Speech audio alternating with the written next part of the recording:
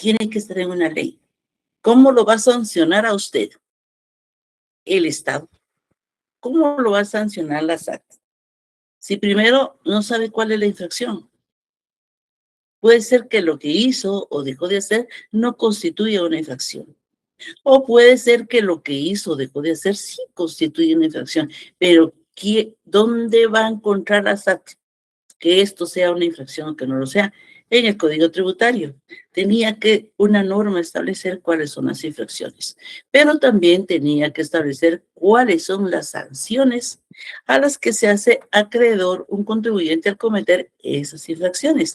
Pues todo esto tiene que estar determinado en la ley. Si no está en la ley, pues naturalmente le falta algo al tributo y es difícil su cobro, porque con uno de los elementos estos tan importantes que establece el artículo 139 de la Constitución, que le falte a la norma tributaria, pues simple y sencillamente no es posible el cobro de los impuestos, no es posible el pago de los impuestos y por lo tanto, pues la Superintendencia de Administración Tributaria ya no va a poder recaudar. Un ejemplo, jóvenes, el IEMA, que fue un impuesto que existió hace algunos años, se planteó una inconstitucionalidad en contra del IEM. Y dentro de la inconstitucionalidad, la Corte de Constitucionalidad eliminó de la redacción de la ley, no recuerdo en este momento si era la base imponible o el tipo impositivo. Cuando la Corte emite su resolución y elimina esa parte de la ley, dejó sin materia el impuesto y por lo tanto ya nadie lo tenía, nadie lo tenía que pagar. ¿Por qué? Porque le faltó un elemento importante. Porque imagínense, jóvenes, cómo íbamos a pagar el impuesto si no sabíamos. No recuerdo en este momento si era la base imponible o el tipo impositivo, pero igual no se podía pagar. Entonces, la importancia del artículo 139 y su aplicación dentro de toda la normativa tributaria es importante para la sociedad en general, no solamente para los contribuyentes que tienen que pagar el impuesto en sí, sino que para los otros contribuyentes que somos nosotros, en el caso del IVA, que lo pagamos absolutamente todos. ¿Cómo se desarrolla este artículo 139 ya dentro de una norma tributaria? Porque acá observamos nosotros que nos da todos los elementos del artículo 139. Dentro de toda la ley vamos a encontrar esos elementos. Vamos a analizar en este momento el artículo 3 de la Ley del Impuesto al Valor Agregado, que establece dentro de la Ley del Impuesto al Valor Agregado cuál es el hecho generador de la ley. Y dice que el hecho generador de la ley del IVA es la venta o permuta de bienes muebles o de derechos reales constituidos sobre ellos. La venta, muy bien, todos sabemos que es una venta. Una persona de este lado le vende a otra que está de este lado un producto. Y la ve, le entrega una cantidad de dinero por el producto que le está entregando. Muy bien, lógico, todos sabemos que es una venta, pero ¿qué es una permuta? Muchas veces podrían pensar, bueno, esto, como es permuta, no vamos a pagar el IVA, porque este intercambio de un bien por otro, pero que no es dinero. Podríamos decir, bueno, entonces vamos a permutar, como sucede algunas veces, jóvenes, un terreno por un vehículo. Estamos permutando la escritura de permuta. Esa escritura de permuta paga el impuesto al valor agregado porque lo establece en su numeral 1, la Ley del Impuesto al Valor Agregado en su artículo 3. También la prestación de servicios en el territorio nacional. Mucho ojo, jóvenes, porque es dentro del territorio nacional. Un médico, un ingeniero, un electricista que también presta servicios, cualquier persona que presta servicios, si estos servicios los presenta fuera del territorio nacional, no tiene que pagar el impuesto al valor agregado, porque está llevando a cabo esta actividad fuera del territorio nacional. Solamente paga el impuesto al valor agregado si se presta esos servicios dentro de lo que es el territorio nacional. Por ejemplo, si es en El Salvador, si es en México, si es en Argentina, en cualquier lugar, no está afecto al impuesto al valor agregado porque no se está prestando dentro del territorio nacional.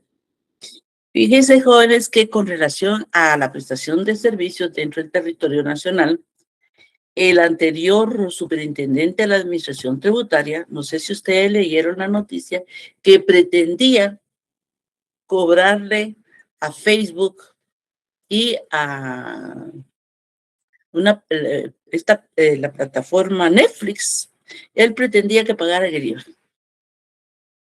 Y en su pretensión, realmente, a los que un poco conocemos el tema, nos asombró que el superintendente de Administración Tributaria diera ese anuncio tan importante, pero que no se podía llevar a cabo. Porque ni Netflix, jóvenes, ni Facebook tienen oficinas dentro del territorio nacional. O sea, no cobran aquí. Lo que cobran, lo cobran internacionalmente. No lo cobran dentro del territorio nacional. O sea que fue un error. Yo no sé si alguno de ustedes recordará ese anuncio del anterior superintendente de Administración Tributaria y el gran error. ¿Qué pasó? No pasó nada. ¿Por qué no pasó nada? Porque no podía pasar nada, jóvenes, porque no podía cobrarle ni a Facebook, ni a Netflix, ni a cualquier plataforma de streaming que no tenga oficina dentro del territorio nacional, porque la tienen internacionalmente y por lo tanto no le puede cobrar el IVA. También, jóvenes, las importaciones es hecho generador del impuesto al valor agregado. No importa que esa importación sea de una cantidad de productos o un solo producto. Por ejemplo, cuando compramos en Amazon, eBay y todas estas también plataformas que venden productos internacionalmente, esa importación no importa si es Juan Pérez el que va a comprar un libro. Cuando ingresa al territorio nacional ese libro, en la aduana le van a cobrar el IVA y el DAI, o sea, el arancel. Pero si es una pequeña importación, si solo yo, pueden decir ustedes, yo no soy una empresa, yo no soy un importador. No, jóvenes, no se trata de la persona, del importador, se trata de el hecho, la importación. Por lo tanto, ya sea que se trate de un importador frecuente, de un importador de una sola vez, de una cantidad de productos o de un solo producto, todos van a pagar el impuesto al valor agregado. Otro hecho generador, jóvenes, es el arrendamiento de bienes, muebles e inmuebles. Cuando hablamos de bienes, recordemos que según el derecho civil, dentro de los bienes hay bienes muebles e inmuebles. Y los bienes muebles son todos aquellos que se pueden trasladar de un lugar a otro. Cuando la misma ley establece que es hecho generador del IVA. El arrendamiento de bienes muebles e inmuebles es el arrendamiento de cualquier bien, jóvenes. No está estableciendo solamente una casa, un terreno, un edificio o una habitación. Cuando está hablando de bienes muebles, inmuebles, se está refiriendo a todo tipo de bien inmueble. Sin importar cómo les menciono, si es solamente una habitación, es hecho generador del impuesto al valor agregado. Y cuando se está refiriendo a los bienes muebles, se está refiriendo a cualquier bien mueble que se pueda trasladar de un lugar a otro, como podría ser un vehículo, un avión, un barco, una patineta o una bicicleta. No importa que es un artículo más barato, como puede ser un patín, o más caro, como puede ser un avión o un barco. Son bienes muebles todos y por lo tanto, ese arrendamiento está afecto al impuesto al valor agregado y por lo tanto se tiene que pagar el impuesto al valor agregado. Y no solamente nos referimos a los vehículos, sino que también nos referimos a cualquier tipo de bien mueble que se conozca como tal. También las adjudicaciones de bienes muebles e inmuebles en pago, salvo las que se efectúen con ocasión de la partición de la masa hereditaria. Importante, jóvenes. Una persona le adeuda a otra una cantidad de dinero. Garantizó su pago por medio de un bien inmueble. Da en garantía un terreno y el otro le da a cambio una cantidad de dinero que es un préstamo. El deudor no puede pagar el préstamo. Entonces, al no poder pagar el préstamo, le entregan como pago, acepta. Esa transacción que se hace, que le entrega el bien a cambio de la cancelación de la deuda, también es hecho generador del impuesto al valor agregado. Todos estos hechos generadores, jóvenes, están establecidos en la ley del impuesto al valor agregado. Desde el momento en que el legislador en la ley del impuesto al valor agregado decidió que estos eran hechos generadores, aquí faltan todavía dos más, jóvenes. Desde ese momento, todas las personas, sin distinción alguna, que lleven a cabo estas acciones, estos actos o estos hechos que establece el artículo 3 de la ley del IVA, van a pagar el IVA sin distinción alguna, ni de lugar, ni de estatus, ni de estado social, ni de estado económico, ni nada, jóvenes. Todos, absolutamente todos, tienen la obligación de pagar el IVA cuando llevan a cabo cualquiera de estos hechos que se encuentran establecidos en la ley del impuesto al valor agregado y otros más que no coloqué acá por cuestión de tiempo. De acuerdo al principio de legalidad, entonces, que es el que nosotros estamos analizando el día de hoy, y por qué es necesario que primero identifiquemos el principio de legalidad en la Constitución, porque ahí establece todos los elementos de la relación jurídico-tributaria.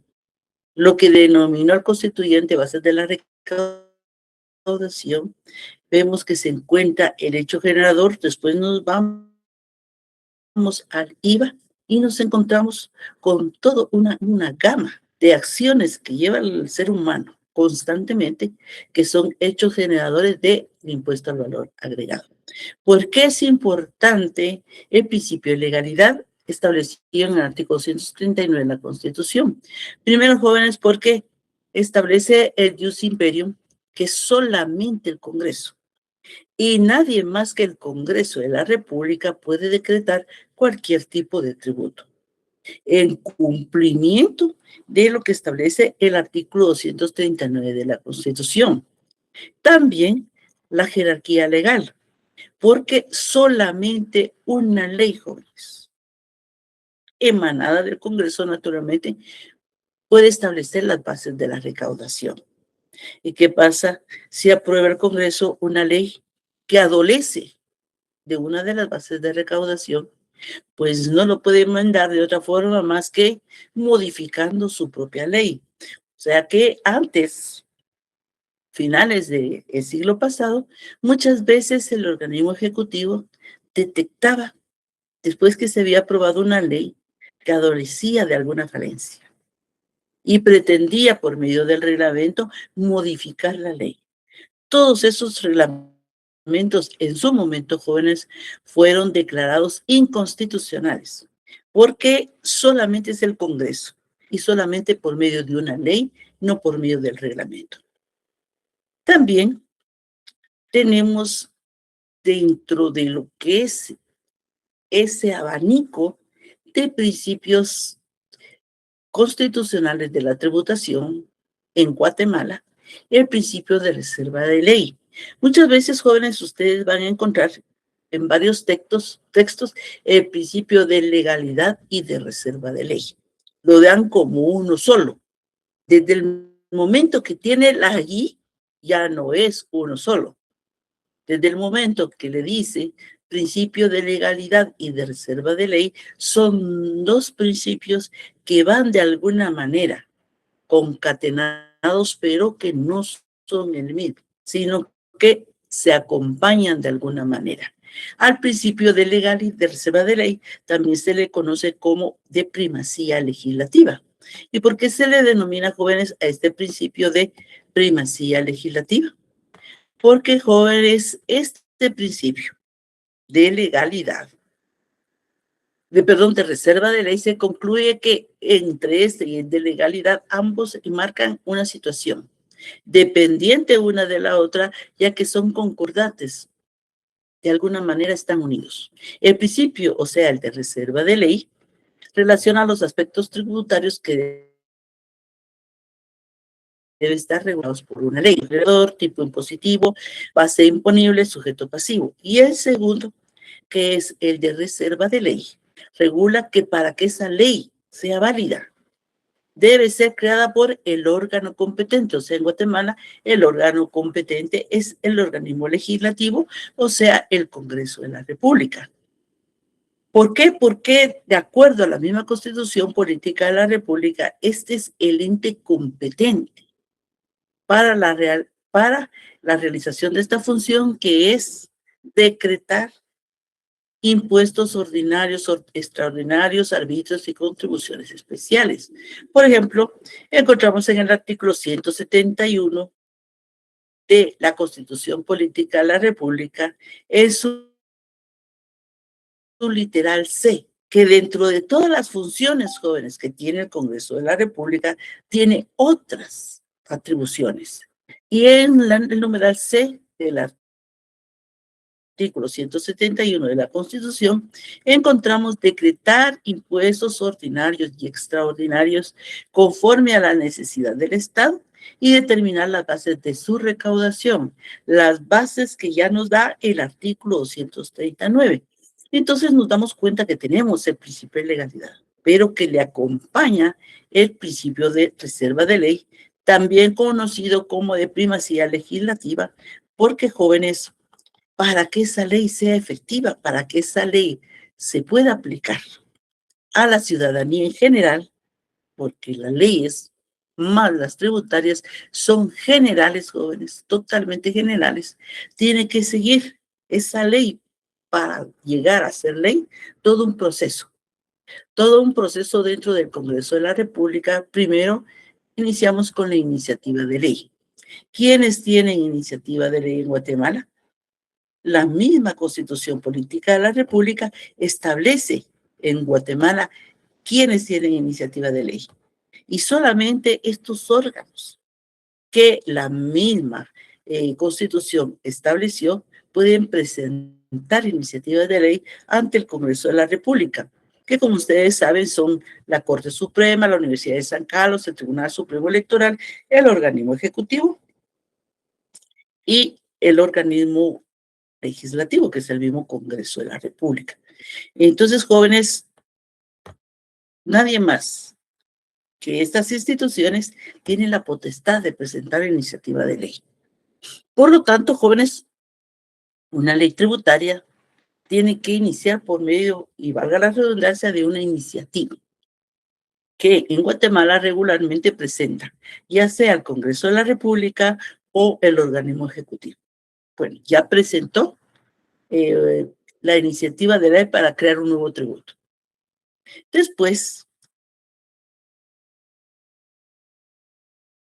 recordemos que esa iniciativa de ley tiene que analizarse y estudiarse para que todos los artículos que tenga no violenten la Constitución, o sea, no sean inconstitucionales, no transgredan ningún artículo de la Constitución, porque esta norma sería entonces inconstitucional.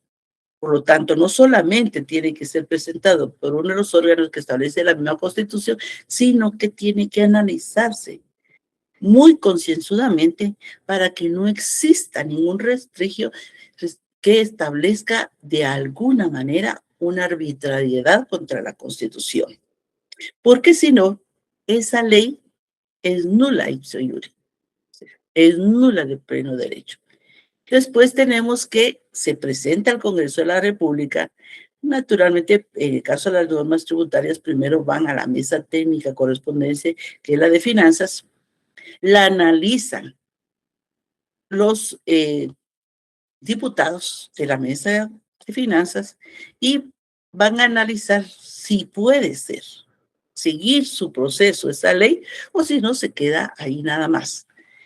Tienen que analizarlo, ya que lo analizaron, le hicieron las modificaciones correspondientes o no le hicieron ninguna, porque se encuentra muy bien redactada, se pone a discusión en el Congreso de la República, en 3 sesiones celebradas en distintos días.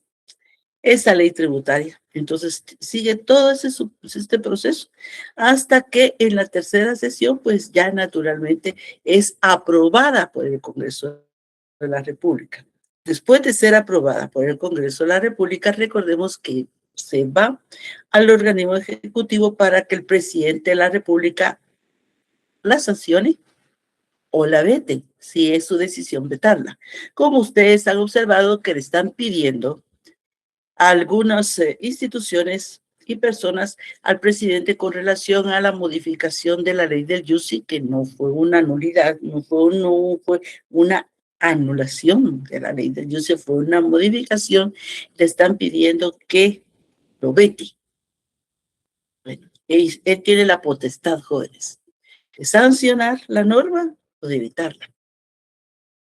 Naturalmente que dentro del proceso que está en el organismo ejecutivo, la decisión presidencial es importante, pero no quiere decir que sea la última. En el caso que sea un veto, en el caso de que sea una sanción, nosotros sabemos que regresa la norma ya sancionada por el presidente y es publicada para su entrada en vigor, como por ejemplo, jóvenes, en el caso de la ley del YUSI, no está en vigor. Y recordemos que ahí venía de una vez. Había los diputados del Congreso de la República decidido una prórroga al pago del impuesto de circulación de vehículos. No está prorrogado, jóvenes, porque lo aprobaron, es cierto, pero el presidente no lo ha sancionado y no ha salido publicado. Entonces, si esa parte de la ley, esa parte que era la prórroga del pago del impuesto de circulación de vehículos, una medida totalmente populista por parte de los diputados del Congreso de la República, no ha sido sancionada. Si ustedes no pagaron su impuesto de circulación de vehículos y lo quieren pagar, se van a dar cuenta que tiene multa.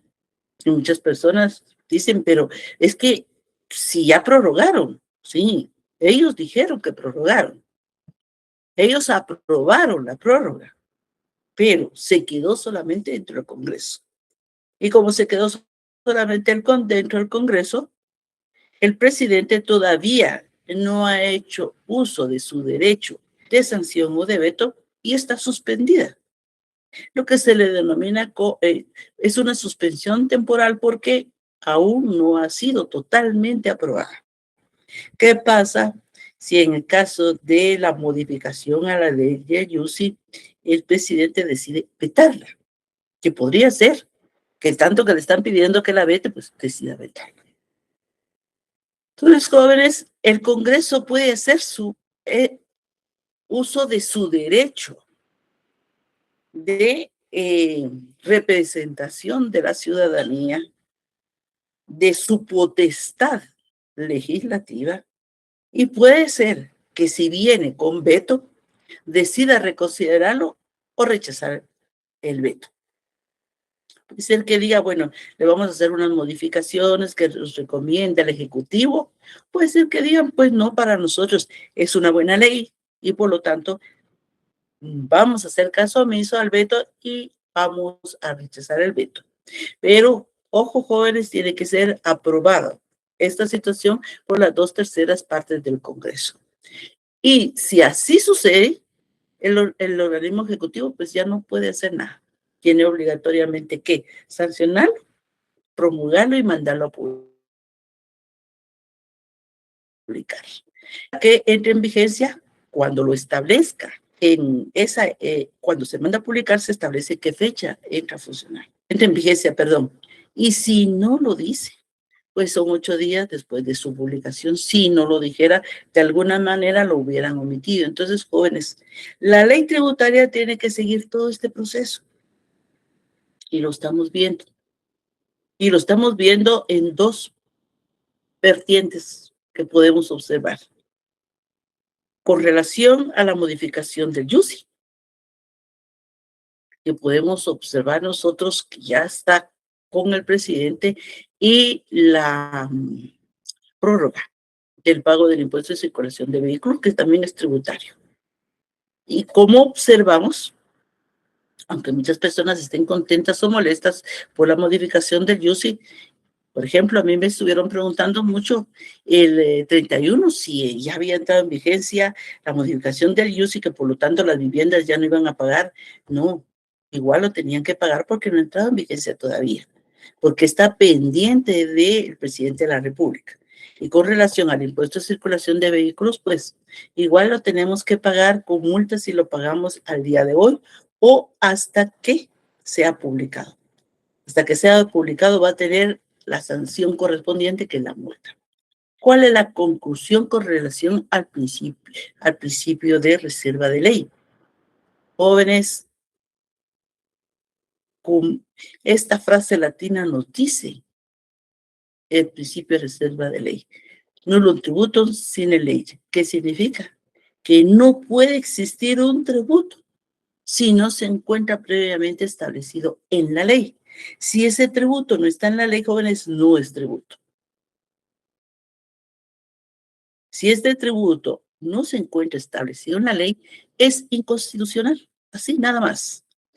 La Corte de Constitucionalidad se ha pronunciado en este sentido en el expediente número 471-2000 de la misma Corte, que dice: la ley debe establecer cuáles son los elementos esenciales del tributo. O sea, esa ley. El objeto, el sujeto, el hecho generador, el tipo impositivo, el periodo fiscal, las exenciones, la base imponible y las deducciones. Y cierra esta parte de la sentencia la Corte de Constitucionalidad cuando dice: por lo tanto, la ley y solamente la ley puede ser fuente de las obligaciones tributarias. O sea, si no es la ley, jóvenes, no existe esa ley. Aunque sí digan, tienen que pagar y llegan con ustedes y tienen que pagar, no, no está todavía en la ley, por lo tanto, yo no tengo que pagar. Aquí está listado, jóvenes, de lo que tiene que tener esa ley tributaria para que entre en vigencia. Algunos de estos elementos, dependiendo del tipo de ley que se trate, puede ser que no existan. Por ejemplo, las deducciones y descuentos, puede ser que no existan, reducciones tampoco, porque el tipo de tributo que se va a pagar no necesita deducciones, descuentos, reducciones. Por ejemplo, el YUSI. El YUSI en sí, jóvenes, no tiene deducciones, descuentos y reducciones porque va directamente, es un impuesto directo que se va a pagar de acuerdo al valor de un bien inmueble, nada más. En cambio, el IVA, el impuesto sobre la renta, sí tiene deducciones, sí tiene descuentos y sí tiene reducciones. Las infracciones, pues, están en el Código Tributario, al igual que las sanciones. Si la infracción, perdón, jóvenes, no está determinada en la ley, si no dice que el pedido impositivo es de un mes calendario y que al otro mes, si se presenta la declaración, ya tiene su sanción respectiva, o sea, sus multas, no puede sancionarse, no puede de alguna manera cobrar una multa si no lo dice la ley, porque la ley lo tiene que decir. La ley tiene que establecer el periodo impositivo, que es tan importante, jóvenes. Una ley que no tiene periodo impositivo, pues no sabemos cuándo se vence, no sabemos cuándo termina. El periodo impositivo es lo que se le denomina también periodo fiscal. En el IVA es de un mes. Un mes para llevar a cabo los hechos generadores y un mes para cancelar el impuesto, pagar, determinar, pagar el impuesto ante la Superintendencia de Administración Tributaria. Si no nos dijera la ley que es un mes, pues podría ser que nunca paguemos el impuesto. Hay un tema muy importante acá, jóvenes, pero es mercantil, que dice que las sociedades anónimas tienen que publicar sus balances. Pero resulta, jóvenes, que no hay ninguna sanción. Entonces, solamente los bancos, las financieras y alguna institución, algunas sociedades de ese tipo publican sus balances. Hay cantidad de sociedades anónimas en el registro mercantil que no cumplen con esto. ¿Y por qué no cumplen? Porque no hay sanción. Entonces sí tienen que establecer la infracción y a su respectiva sanción. Si no la encontramos, jóvenes, pues entonces nadie nos puede sancionar. ¿Por qué? Porque no está establecido dentro de la ley. Perdón.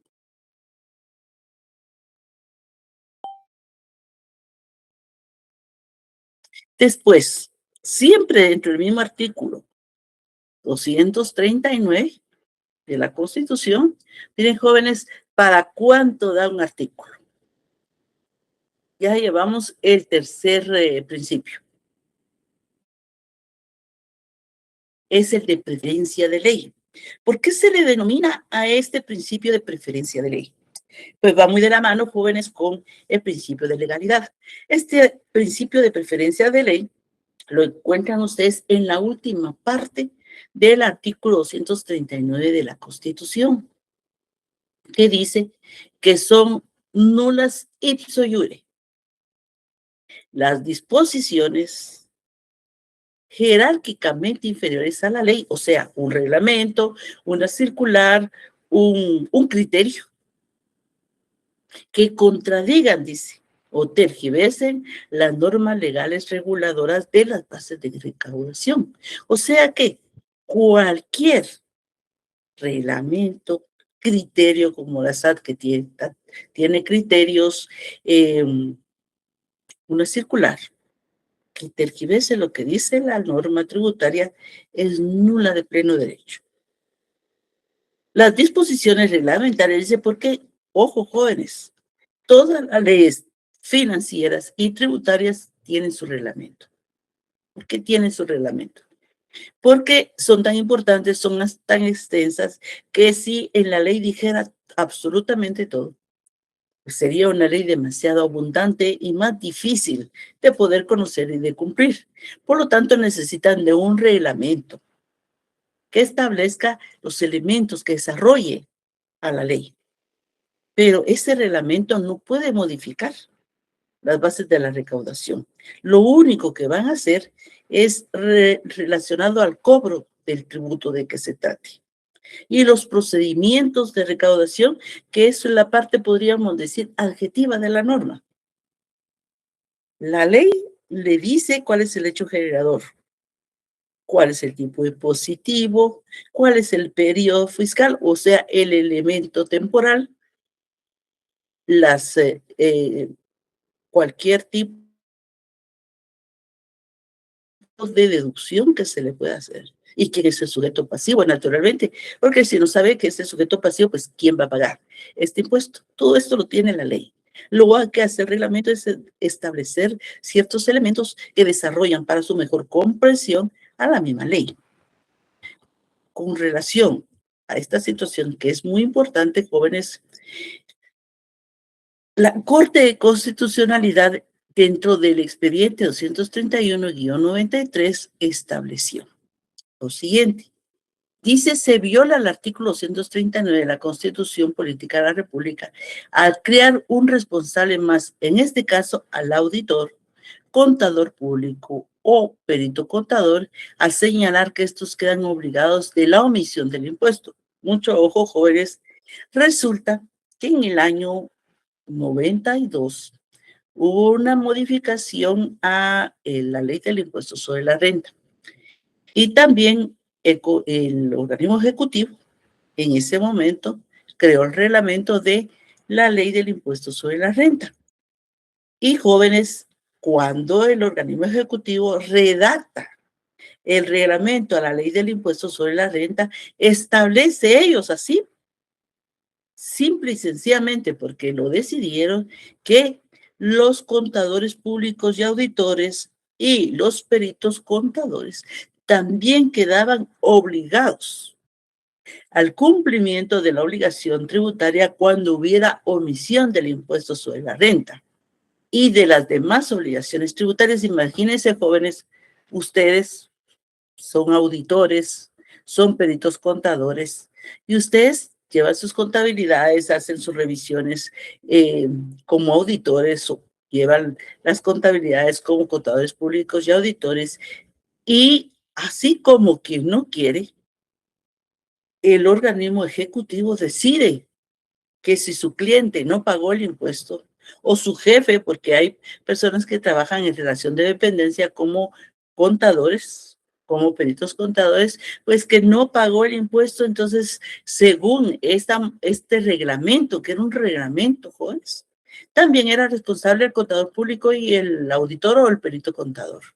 Pero si ellos no son los contribuyentes, ellos no son los obligados tributarios, ellos son solamente un enlace del contribuyente para con la SAT, un enlace que facilita el cumplimiento de las obligaciones tributarias para el contribuyente y ayuda a la Superintendencia de Administración Tributaria, que depura en la declaración el cumplimiento de las diferentes obligaciones tributarias. Sin embargo, a los señores del Ejecutivo de ese momento se les ocurrió que también ellos eran responsables, porque dice que no existe ni puede existir un principio generalmente aceptado que obligue a registrar las operaciones comerciales cuya existencia se desconoce o ignora. Y además, al derivar obligaciones a los contadores públicos y auditores y a los peritos contadores por una omisión que no está dentro de las bases de recaudación, porque la omisión no es una base de recaudación, jóvenes, es una infracción, pero no es una base de recaudación.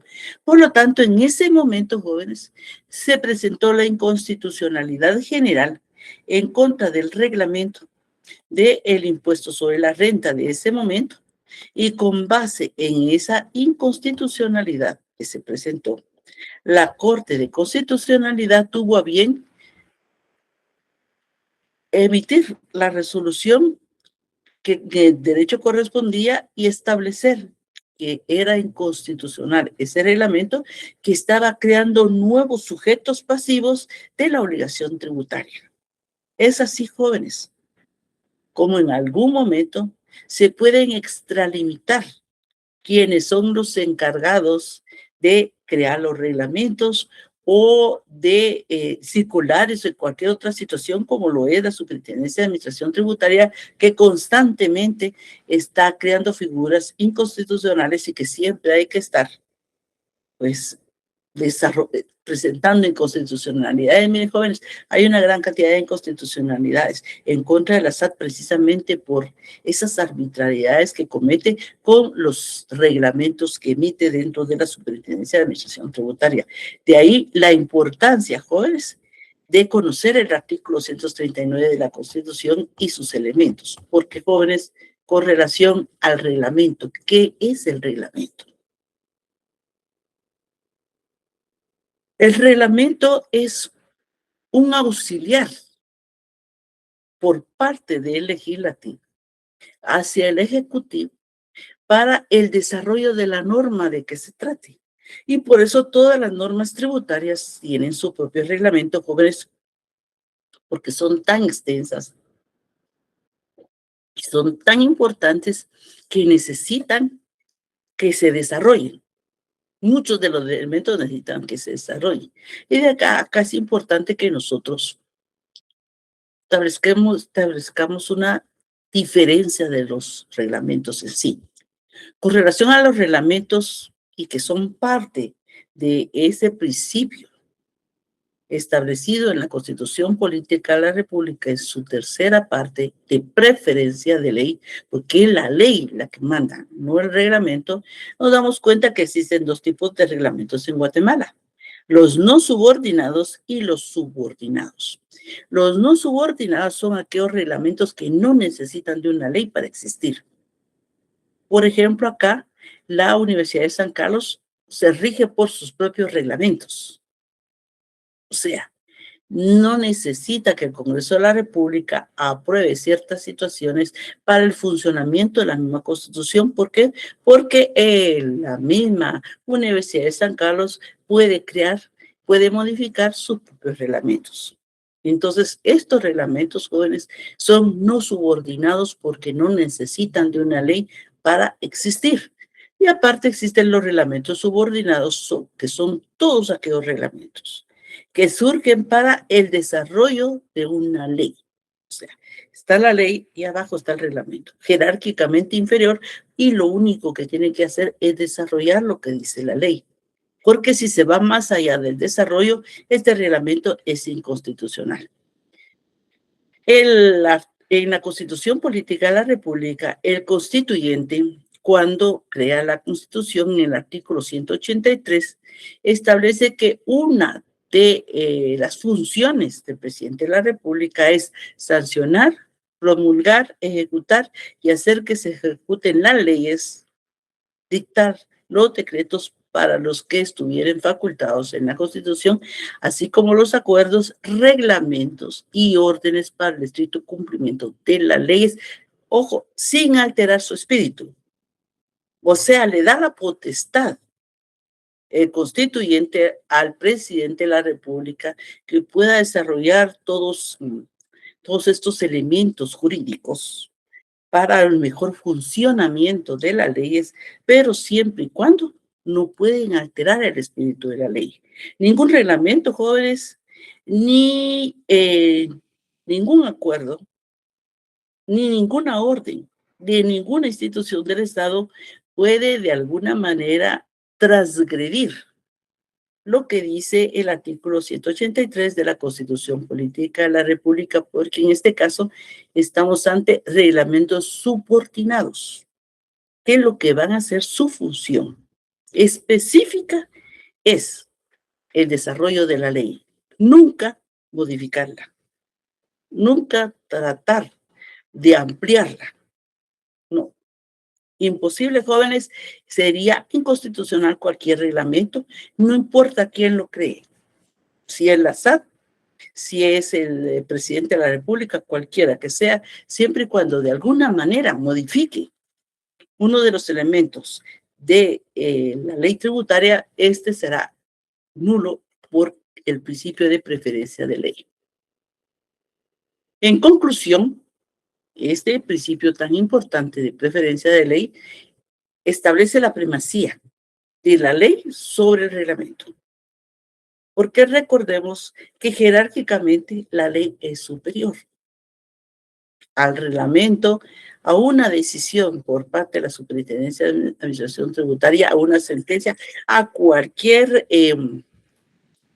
norma interna legal, reglamentaria, que transgreda de alguna manera la misma Constitución. ¿Por qué, jóvenes?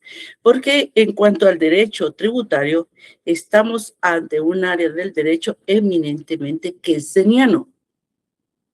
¿Qué decía Kelsen?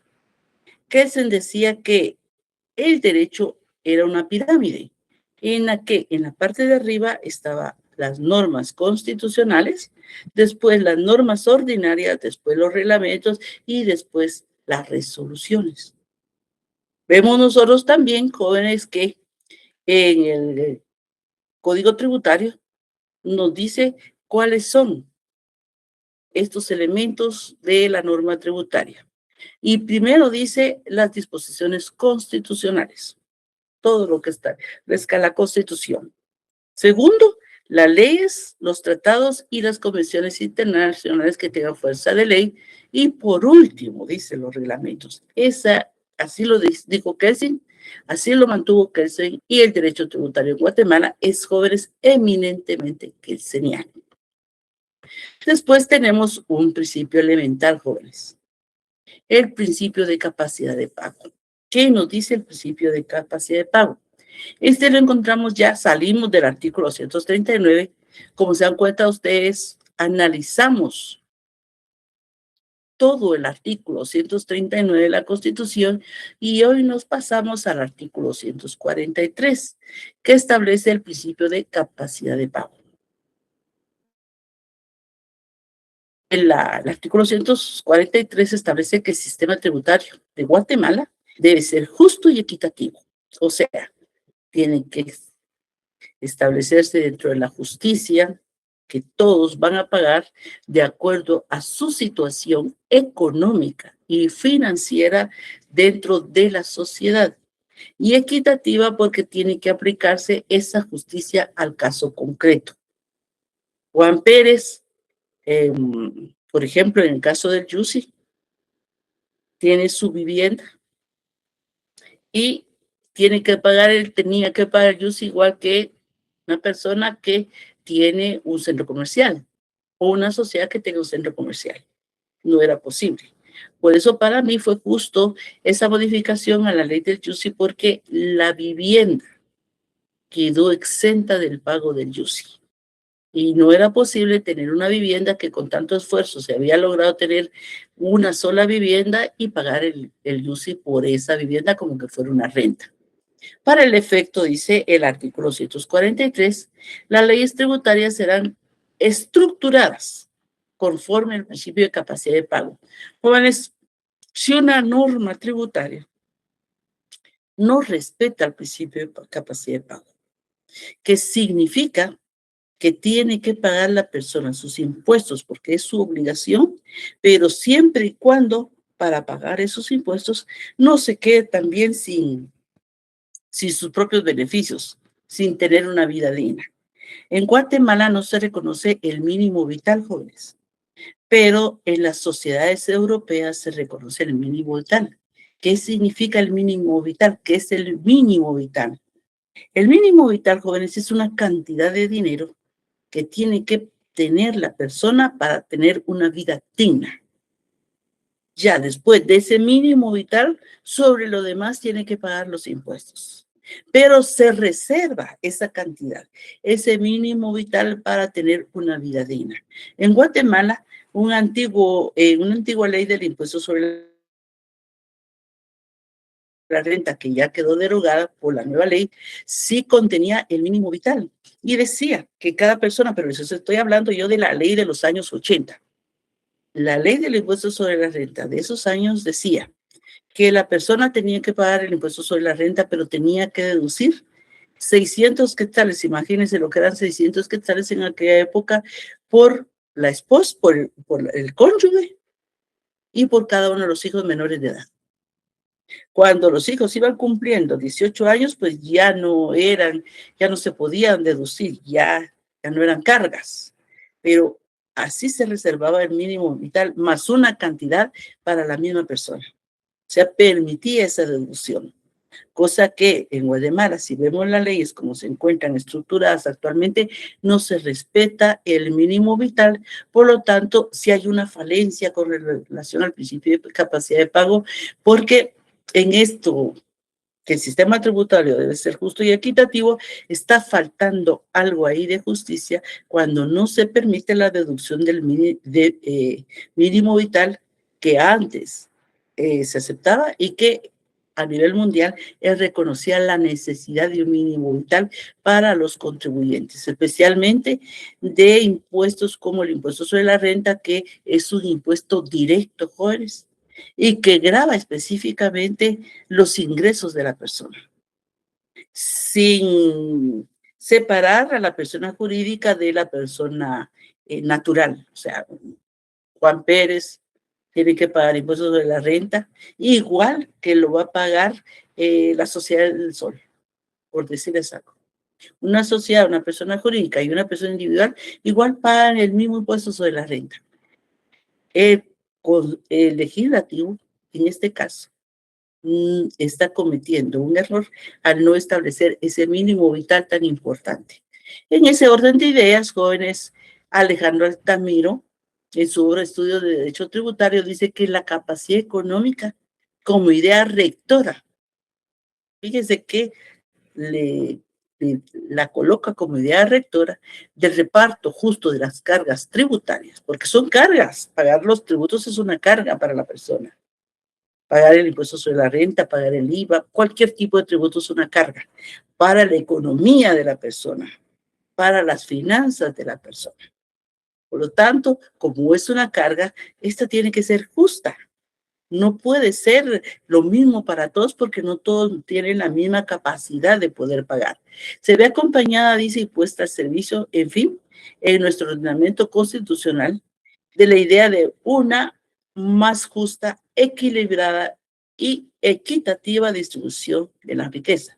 Y eso es lo importante, jóvenes, que sea justa, equilibrada y equitativa, y que se respete el principio de capacidad de pago para que pueda lograrse la asignación equitativa de los recursos públicos, porque al fin, jóvenes, todos los impuestos, todos los tributos que nosotros pagamos son recursos para el Estado, es dinero para el Estado, y nosotros estamos entregando de acuerdo a toda una estructura normativa de los diferentes tributos. Y de ahí, jóvenes, que sea estructurada conforme al principio de capacidad de pago, porque no todas las personas tenemos la misma capacidad económica ni financiera y las situaciones tampoco, jóvenes, son siempre las mismas de la misma persona.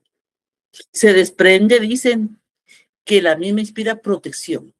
Y esa es la idea, que cuando un tributo es estructurado conforme al principio de capacidad de pago, está protegiendo a los más sensibles, está pretendiendo a las personas que tengan menos ingresos, a la persona que tenga menos recursos dentro de toda la estructura de la sociedad, ya que como claramente lo expresa, dice, el sistema tributario debe ser justo, ante todo justo. ¿Y qué es justo, jóvenes? La palabra justicia tiene una acepción amplia, como lo dijo Manuel Osorio, que es virtud que inclina a dar a cada uno lo que le corresponde. Y por eso la justicia es más allá de un principio. La justicia es más allá de una garantía. La justicia es el todo por dentro de el que se establecen todos los principios constitucionales de la tributación, porque inclina a dar a cada uno lo que le corresponde y también a que cada uno contribuya a los gastos del Estado, como le corresponde dependiendo de su situación económica y financiera. En sentido jurídico, dice, equivale a lo que es conforme a derecho. Pero ese derecho, jóvenes, también tiene que ser justo. El derecho no puede ser injusto. En ese orden, jóvenes, la Corte de Constitucionalidad dentro del expediente 179-95 establece con relación al impuesto sobre la renta precisamente y al principio de capacidad de pago que ya hemos mencionado. En este caso, jóvenes, se planteó la inconstitucionalidad de una modificación a la ley del impuesto sobre la renta porque se decidió que trimestralmente se pagara el impuesto sobre la renta. ¿Cuánto el impuesto sobre la renta? A nivel mundial, anual. Se pedía, bueno, por medio de la ley, de las modificaciones, que se efectuaran pagos trimestrales para abonar al impuesto. El problema en este caso, jóvenes, fue que como se encontraba estructurada la ley, si salía pérdida cuando se terminara el periodo fiscal, porque no se sabía al final cómo iba a ser el periodo fiscal, podría ser que el fisco le quedara debiendo, o sea, la SAT le quedara debiendo al contribuyente y no se establecía ninguna forma que se pudiera acreditar esa cantidad de dinero que se hubiera pagado de más en los pagos trimestrales. Se planteó la inconstitucionalidad de esa modificación a la ley del impuesto sobre la renta con relación a que se estaba violando con esa modificación el principio de capacidad de pago. Y por lo tanto debía ser declarada inconstitucional esa modificación a la ley del impuesto sobre la renta porque estaba obligando a los contribuyentes a que efectuara pagos trimestrales sin saber al final, al cierre fiscal, al cierre del periodo fiscal, si iba a tener ese contribuyente ganancias o pérdidas y por lo tanto era necesario que se declarara inconstitucional, jóvenes, y se declaró inconstitucional la modificación a la ley del impuesto sobre la renta en ese momento porque estaba violando el principio de capacidad de pago de los contribuyentes. Bien, jóvenes, hasta aquí nos quedamos el día de hoy.